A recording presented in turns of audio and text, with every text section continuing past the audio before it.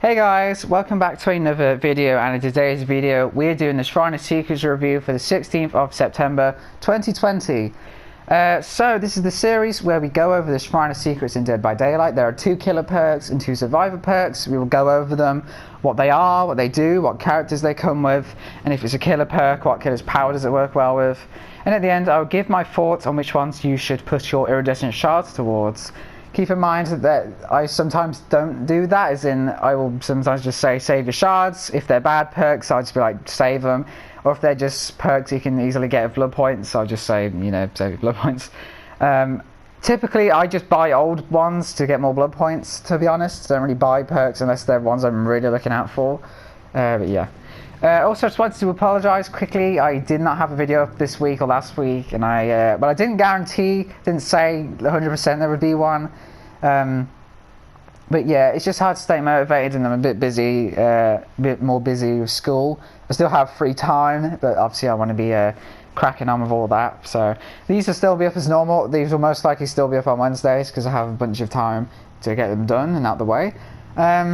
But I wanted to make a video soon, so just keep an eye out, but I'm not promising anything. Without further ado, we have a very interesting shrine this week, so we'll get right into it. First of all, we have Gearhead, which is a Deathslinger perk. I find it interesting that the Stranger Things chapter, which released almost a year ago, actually I think it might have been a year ago now, still hasn't had all of its perks on the shrine. I get that there's more perks because that has 2 survivors, sorry. But still, and then this chapter, Chains of Hate, which came out a couple months ago, already has 3 of its perks been on the shrine, because Retribution was the other week, wasn't it? So yeah, but I don't mind, it's cool, some nice variety. Keep in mind that these are 2,700 shards, not 2,000, because it's the first time they've appeared on the shrine. So after hitting a survivor twice with your basic attack, Gearhead activates for 20 seconds. Tier 2 that goes at 25 seconds, and Tier 3 that's 30 seconds. While Gearhead is active, each time a survivor completes a good skill check while repairing the generator, that generator will be revealed by a yellow aura for as long as it is being repaired. I don't like this. I think this might have actually got nerfed a while ago, but I can't remember. I don't know if it did. Someone will have to keep me up to speed on that. But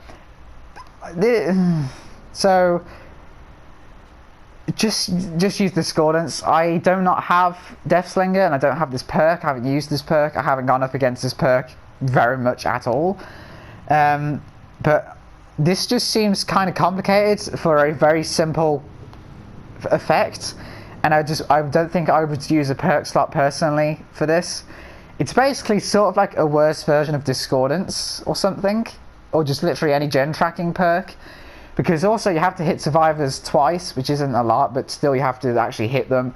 And then for 30 seconds, you can... Also, they have to be hitting skill checks. I have completed generators which have had no skill checks come up, or just had 1 or 2. Also, it's for as long as it's being repaired. It's good for the information, I guess, but I would not use a perk slot for this. There are better perks. Literally just use Discordance. It's so much better and so much simpler. And I would not put 2,700 shards towards this. Sorry, this is all my opinion, but yeah, I just no, not feeling it. Next we have Hex Hope, which is a Hag perk, and Hag's perks are always Hex perks. So keep in mind that this will have devastating effects, but it can be destroyed instantaneously at any time. Just bear that in mind, and you lose all the effects of it. So after you hook a survivor, and then when that survivor gets rescued from at least 24 meters away, you get a token for this perk. It's one of those. And basically the max is 5 tokens, and by 5 tokens, you'll basically have the game won. Pretty much. So, when you get 2 tokens, you gain a 3% haste status effect for 10 seconds after hooking survivor, for a duration of 10 seconds. That's worded quite weirdly, but oh well. Tier 2, that is a 4% haste status effect, and then Tier 3, that's 5%. So basically you hook someone, you walk away, and then as long as they're rescued from at least 24 meters, you get a token. And once you get to 2 tokens, each time you hook someone again, for the next 10 seconds you will move slightly faster. It's not that very much, but I guess it's a nice bonus. At 3 tokens, all survivors will suffer from the exposed status effect, so you can one-hit everyone. And then when you get up to 5 tokens, it will grant the ability to kill survivors by your own hand, which basically means you can mori them. This is incredible because, again, it's a good balance because obviously it's a hex perk, so it's devastating and this will win you games, but again, the problem is it's a hex perk. But as long as you can get the tokens for it and you can defend the totem, this will win you games, basically. Even from 3 tokens, which isn't that hard to get, everyone will just be one hit and then eventually you can just mori everyone. And there is nothing they can do other than find the totem. Even if it does get destroyed, at least it's like, you know, they have that time they could have spent finishing a gen or something, but they've actually wasted that time finding your hope, Devour Hope, sorry. Yeah, so again, it's a hex perk, so keep in mind that this will get destroyed, and probably will get destroyed unless it's in a really good spot and you're able to defend it. But at the same time, if you can keep it alive, this will just save you. This will win like every game, basically. And the mori obviously is for each different killer, so it's just one of those fun perks to use. Even just as a normal perk, it's very aggressive and it's very you know, it's very powerful. Keep in mind also when you hit someone with your basic attack while they're exposed, it will tell everyone about Devour Hope. So if you're using a killer like Demogorgon or Pig or something, you can use your secondary attack and it won't tell them because that's not the basic attack. So you could hide the fact that you have this perk until you get your 5 tokens and then you'll be like, psych! But really good, really powerful, really crazy. Next we have Red Herring, which is a Zarina perk, and this is the same one as Deathslinger. This one is pretty fun actually. Yeah, so basically, after repairing a generator for at least 3 seconds, it will be highlighted to you with a yellow aura, and that generator will stay highlighted until it's fully repaired, or you repair a new generator, or enter a locker. And then entering any locker will trigger a loud noise indicated for the killer at the highlighted generator's location. So basically, you repair a gen for a bit and then it'll go yellow. So now, if you hide in a locker, it will basically make that loud noise notification as if someone's messed the skill check up or fast vaulted. It will do it on that gen, and so it will make them think that, oh, someone just messed up that gen, and then they will come to that gen, sorry.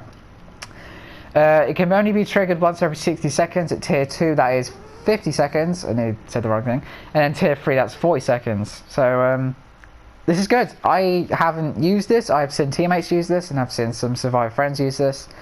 Yeah, it's good because you can repair a gen and then literally go across the map and hide in a locker, and then it will just literally draw them there. Keep in mind obviously if they're in a chase or if they're just trying to keep pressure up or something, they probably won't check. But it's like diversion in that sense, where it's just like, you know, it's good to, it distracts them a little bit, and then they're like, oh crap. They won't really realize you have this perk unless it keeps happening a lot, and they, you know, they're like, surely this person doesn't just keep missing skill checks up and then just completely disappearing. Keep that in mind. But other than that, this perk's really fun, and it's also really effective. It can help draw the killer to a certain place.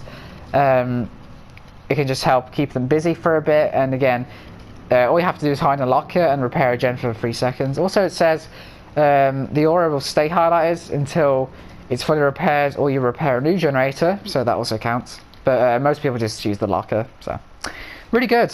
I haven't used this personally, but it's very effective what it does, it looks like. It's very fun. Finally, we have Up the Ante, which is a ace perk. I'm going to make this quick because this perk's bad. Basically, for each survivor that is alive in the trial, you grant a 1% bonus to luck to all remaining survivors. At tier 2 that is 2%, and at tier 3 that's 3%. Luck in this game literally qualifies for either unhooking yourself or escaping a bear trap, I'm pretty sure, unless there's one more thing. 3% luck, well, even the 1% luck, but even 3% luck is really bad. Luck, like I said, I know it definitely counts for escaping the bear traps from Trapper and unhooking yourself from the hook. There might be one more thing there, I'm pretty sure there is, but I'm not sure. And that's it. 3% luck is not good. Also, again, survivors have to be alive for the stacks to keep up. this is not a good perk, and we're going to leave it there.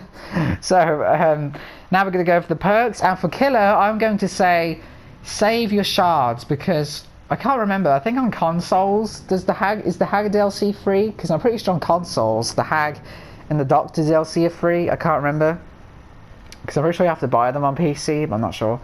Gearheads is not good. If you already have Discordance, use that. If you already have Freeing Tremors, use that. Yeah, even that new Dragon's Growth, use that. This perk's complicated. It's needlessly complicated for a very simple effect. And there are perks that do it a lot better and a lot more simply. Devour Hope is amazing. It is a Hex perk, and this will make you more confident, I guess, but also just rake you in the kills. So yeah, so I would just say save your shards and just level up Hag with blood points, because all of her Hex perks are worth it. All of them are good. This one especially can really help turn the tide of the game. Again, keep in mind it does alert them eventually, and also it can just get destroyed right at the start of the match and then do nothing for the rest of that match. But yeah. And then for Survivor, Red Herring, I'm just going to say it now because, well, it's worth it. It can help draw the killer from chases, or just make them go to a certain area of the map if you're trying to find a totem or heal or something. Just because up the ante is not bad. I mean, yeah, it is bad. It's really not good. Don't use this. Don't use a perk slot unless you're going for an adept or something, or just like a luck build. I don't know. But guys, that's going to do it. I hope you enjoyed. I will.